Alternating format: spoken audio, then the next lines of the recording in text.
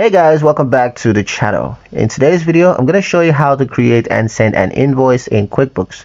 Do you need to get paid faster? Let's create a professional invoice in QuickBooks and send it in under 2 minutes. First step is to open the invoice window. From your dashboard, click the New in the left-hand menu, and then select Invoice under the Customer section. Step 2 is to choose the customer. Next, use the drop down to select an existing customer, or you can click Add New if it's a new client. QuickBooks will autofill their info if it's already saved. Next step is to fill in the invoice detail, invoice date, due date, product or service, quantity and rates, and as well, QuickBooks will automatically calculate the total by itself. Next is to add notes or terms. Use the message box for a personalized note like, thanks for business, pleasure doing business with you and all that.